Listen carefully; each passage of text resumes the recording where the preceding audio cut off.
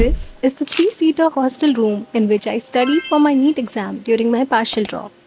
Let's be honest, hostel life sounds fun until you are a NEET aspirant sharing your hostel room with two very different people. तुम्हें सुबह दूसरे course की classes में जाना है और वापस आना है तो ऑलरेडी दो लोग रहते हैं, बात कर रहे हैं, रील्स देख रहे हैं, loud noises, and sometimes it was just too much. You want to lock yourself up in a room during your NEET preparation, right? But what if जिस रूम में लॉक करना हो उसमें भी इंटरनल नॉइसेस हैं, तुम्हारे खुद के इंटरनल नॉइसेस के साथ साथ. Before we dive into the video, I want to take a moment to thank PW, the platform that truly shaped my NEET journey. जहाँ मिलेगी आपको clear planning, road map and complete preparation.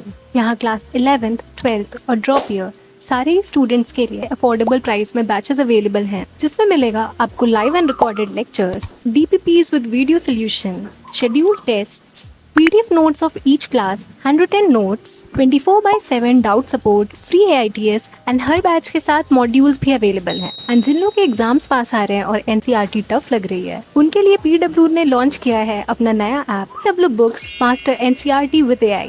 Class 11th and 12th की science के books, PYQs plus back exercises के solutions, PW teachers के videos, बस long press करने पर इंस्टेंट AI एक्सप्लेनेशन. इन फीचर्स ने NCERT पढ़ना सुपर इजी बना लिया है, तो तुरंत ये ऐप चेकआउट करो. एंड बैच परचेज करने के लिए don't forget to use my code ARU100 for extra discount. Let me tell you my story.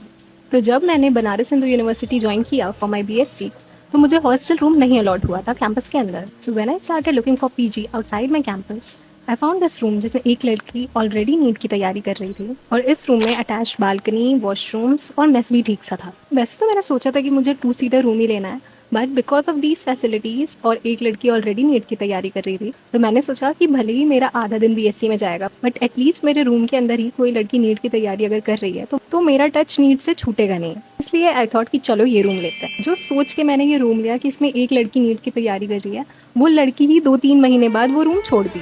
फिर होता ये था कि मैं आधे दिन अपनी BSc की क्लासेस करके आती थी, और जब रूम में आती थी तो रूम में लोग फ़ोन चला रहे हैं, सो रहे हैं, चिल कर रहे हैं, घूमने जा रहे हैं, और सुनने में ऐसा लग रहा है कि ये सब कितनी छोटी चीज़ें हैं. बट जब तुम पूरे आधे दिन किसी और कोर्स में टाइम दे के आओ और तुम्हें रूम में आना है और तुम्हारे सामने ये सब प्रॉब्लम्स आ रही है ना, और उस टाइम पे अगर कोई बात कर रहा है और तुम पढ़ रहे हो तो बिल्कुल पढ़ाई नहीं हो पाती. तो मैंने धीरे धीरे इन चीज़ों का सोल्यूशन ढूंढा. जैसे मैंने सोल्यूशन ढूंढा कि मैं लाइब्रेरी जाऊँगी, तो जो मेरी खुद की चीज़ें हैं कि मैं थोड़ा फ़ोन ना चला लूँ और बाकी लोगों से इन्फ्लुएंस ना हो, उनके बात करने से रूम के अंदर मुझे फ़र्क ना पड़े, इसलिए मैं लाइब्रेरी जाने लगी थी. और मैंने धीरे धीरे ये सीखा कि किसी के कुछ भी करने से तुम्हें इन्फ्लुएंस नहीं होना है. फॉर एग्जाम्पल, किसी की ये लाइफ देख के कि वो कितना चिल कर रहे हैं, फ़ोन चला रहे हैं, रील्स देख रहे हैं, तुम्हें खुद इन्फ्लुएंस नहीं होना है. यू हैव टू अंडरस्टैंड कि तुम्हारे गोल्स और उनके गोल्स अलग हैं. Keep that in mind. Also second thing, खुद के लिए स्टैंड लेना पड़ेगा बहुत सारे times. If you have roommates then you will have to adjust, but कुछ चीज़ों में अपने लिए नॉन नेगोशिएबल्स रखो कि पढ़ते टाइम आवाज़ नहीं होनी चाहिए, और तुम्हें जिस भी इससे प्रॉब्लम हो रही हो उन चीज़ों को. और क्योंकि ये सारी प्रॉब्लम्स फेस करनी पड़ेंगी जो कभी कभी बहुत बड़ी हो जाती है. जैसे if you are trying to study in a room जहाँ पे दो लोग ऑलरेडी बात करें, तो वो बहुत ज़्यादा मुश्किल हो जाता है. पहले तो मैं कोशिश करती थी मना करने की, अगर वो धीरे हो गए, बात करना बंद कर दिए तो इट्स ओके. अगर नहीं किए तो वाइट नॉइज़ लगा लो, और यूट्यूब पे बहुत सारी ऐसी बीट्स होती हैं, बाइनॉरल बीट्स, जिसको लगा के बाहर की आवाज़ पे उतना ज़्यादा ध्यान नहीं जाता है. ऑल्सो लर्न टू से नो. लाइक मेरे रूममेट्स मुझसे अक्सर पूछते थे, वो जहाँ भी जाते थे बाहर जाने के लिए, बट मुझे नहीं याद है मैं कब किसी घूमने वाली जगह पे गई हूँ अपने नीट एग्जाम से पहले उनके साथ. When you say no to some unwanted things, then you create the space to say yes for the things you want. तो बहुत सारी बार ऐसा भी हुआ है कि मेरे रूम में कोई मेरी रूममेट बात कर रही है, मैंने उससे बोला कि बात धीरे करो या फिर बाहर जाके बात करो, क्योंकि हमारे रूम में बालकनी भी थी. तो बहुत सारे टाइम्स वो चुप नहीं भी हुई है. आधे दिन एनर्जी कहीं और जगह ख़त्म होने के बाद फोकस नहीं होता था. तो बहुत सारी बार ऐसा भी हुआ है कि मैं ठंड के मौसम में भी बालकनी में जाके बैठ के पढ़ी हूँ. तो मैं हमेशा अपना ध्यान सोल्यूशंस पे रखना है इंस्टेड ऑफ प्रॉब्लम्स. ऑल्सो अपने लिए स्टैंड लेना बहुत ज़रूरी है. कुछ चीज़ों में यू विल हैव टू से कि नहीं, ये तो नॉन नेगोशिएबल है.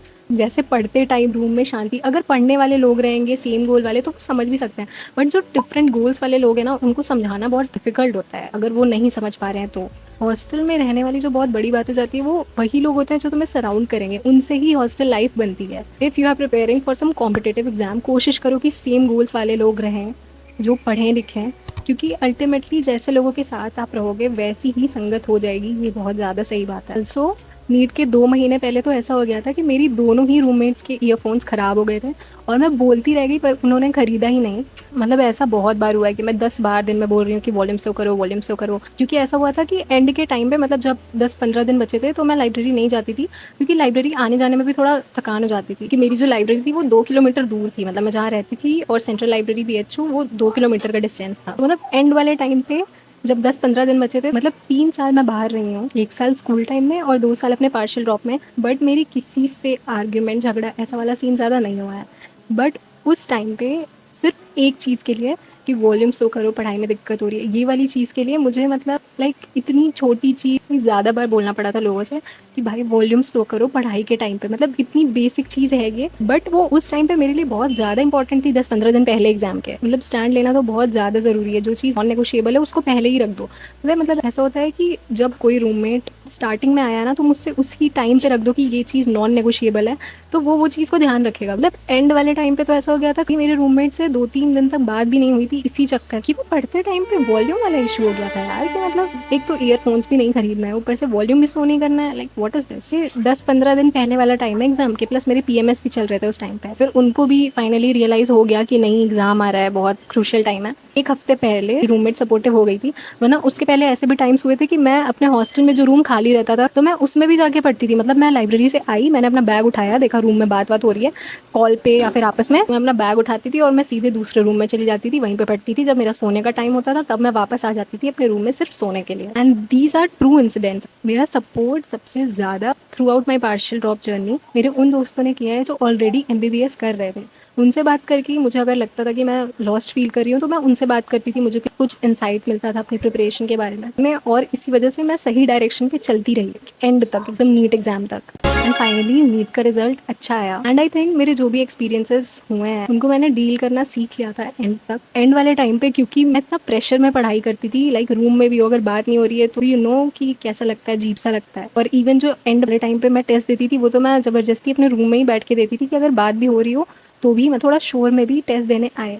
और नीट वाले दिन मेरी फर्स्ट सीट थी 1 मीटर से भी कम दूरी पे। दोनों इन्विजिलेटर्स बैठे थे और वो आपस में बात किए जा रहे थे लगातार। उस सिनेरियो में मेरी अच्छी परफॉर्मेंस होने का रीज़न भी एक ये है, मैं ऐसे प्रेशर और बात जब लोग कर रहे हैं उस टाइम पे पढ़ना मैंने सीख लिया था नीट के अपने एंड वाले अटेम्प्ट तक। जबकि मेरे उस टाइम बहुत मूड स्विंग्स चल रहे थे, उस दिन भी, नीट वाले दिन भी।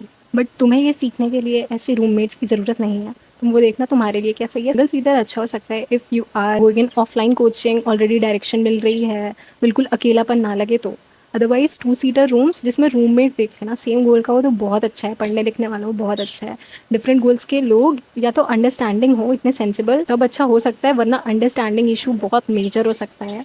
एंड में I can say that I didn't top but I did best in the situations that I had. And if I can do it in a 3 seater room with my regular BSc classes, you surely can do it.